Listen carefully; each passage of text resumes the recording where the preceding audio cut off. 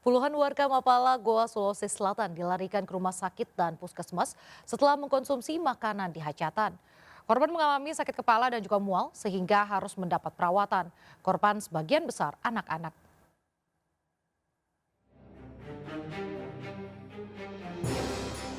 Warga Mapala Goa dilarikan ke Rumah Sakit Umum Daerah Syekh Yusuf karena mengalami muntah dan mual. Selain di rumah sakit, warga juga mendapat perawatan di Puskesmas Palanga. Sebelumnya, warga menikmati hidangan di hajatan rumah warga di Pangka Binanga. Sebagian besar warga yang keracunan adalah anak-anak.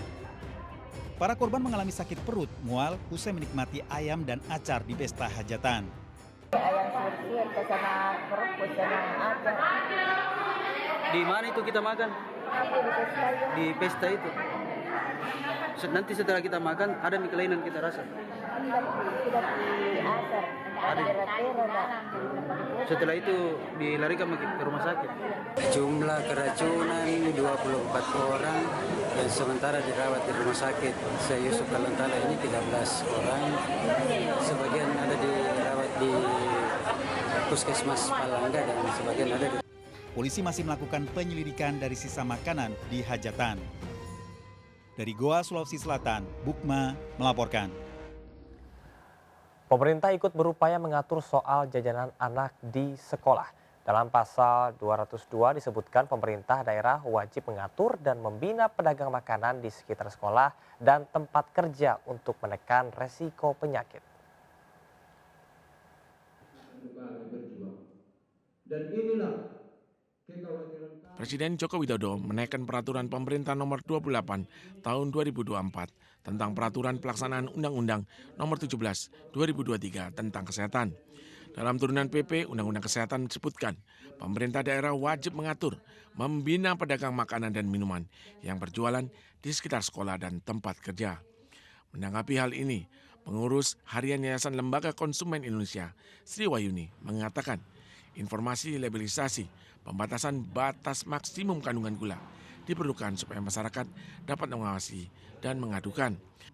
Karena banyak anak-anak yang terkena diabetes ya memang disebabkan oleh obesitas dan itu memang harus dilihat lagi berapa konsumsi gula minuman berpenas dalam kemasan yang dikonsumsi oleh anak-anak tersebut gitu loh. Nah itu juga menjadi tanggung jawab semua, tidak hanya keluarga, tidak hanya sekolah, tapi pemerintah juga. Agar tidak seperti kasus yang terjadi beberapa hari yang lalu di Palembang, puluhan anak-anak keracunan jajanan di sekolah, permen semprot beraneka rasa, sehingga harus dilarikan ke rumah sakit. Diharapkan melalui PP 28 tahun 2004, batas maksimum kandungan gula, garam, dan lemak dalam pangan olahan dapat diikuti oleh pelaku usaha dengan melabelisasi kandungan dalam setiap kemasan produknya untuk menghindari hal-hal yang tidak diinginkan. Dari Jakarta, Widya Bajati, Surya Lisantoso melaporkan. Terima kasih masih bersama Seputar Ajus Pagi. Pemirsa, memasuki musim kemarau, sejumlah daerah mengalami krisis air bersih. Namun bagi petani garam di Aceh menjadi berkah tersendiri karena produksi meningkat hingga 2 kali lipat.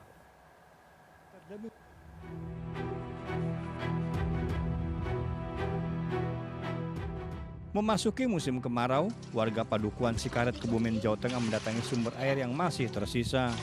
Setiap hari warga harus berjalan puluhan kilometer demi memenuhi kebutuhan sehari-hari. Sejak pagi warga harus antri jika tidak ingin kehabisan air yang semakin sulit didapatkan. Warga berharap pemerintah segera membangun jaringan air bersih. Ya buat masak, buat mandi, minum, iya. Segala macam. Ini berapa hari sekali? Ngambil air setiap hari. Setiap hari ngambilnya. Minta usul lah kepada pemerintah desa ya ada bantuan tangki. Ya, soalnya sumber mata air di wilayah sini nggak ada lain sih kecuali ini. Misalnya sekitar sini nggak ada sih ya.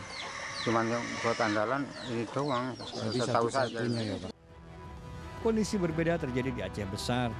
Warga yang sebagian petani garam menilai kemarau panjang dan cuaca panas menjadi berkah tersendiri. Dalam sehari, para petani garam asal Lam Ujong Aceh Besar bisa memproduksi garam hingga 2 ton per harinya. Ya, alhamdulillah selama ini kita sudah bisa produksi satu hari 2 ton 500. Untuk harga sendiri, Pak? Harga pasar sekarang kita beli dari petani garam 5.000 perak. Saat ini harga jual garam mencapai Rp5.000 per kilogramnya. Dari Aceh Besar dan Kebumen melaporkan. Keributan terjadi antara seorang pria dengan petugas Dinas Perhubungan di Kota Medan, Sumatera Utara. Kejadian dipicu diduga akibat sang pria tak diberi izin sebagai juru parkir setelah berlakunya parkir berlangganan.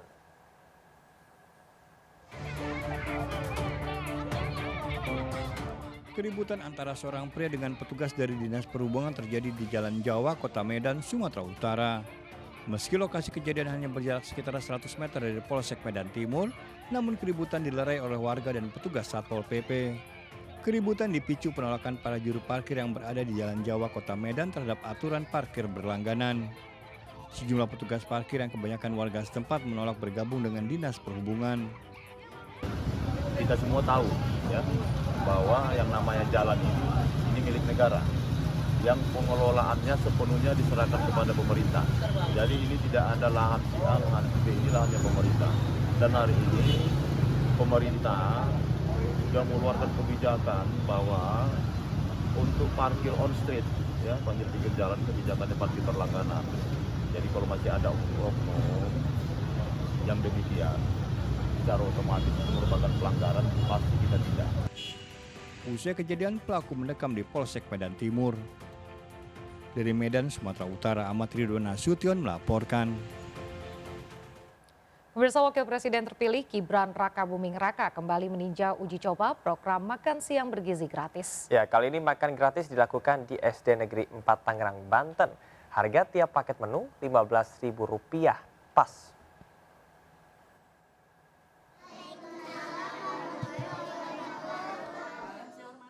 Murid-murid di SD Negeri 4 Tangerang, Jalan Darmogot, Tangerang, Banten menikmati makan gratis hari Senin.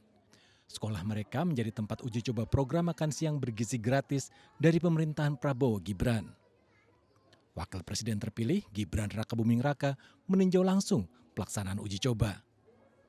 Seluruh murid mulai dari kelas 1 hingga kelas 6 mendapatkan makan gratis yang sama. Menunya nasi dengan lauk sayuran, telur dadar, ditambah buah juga minuman susu kotak.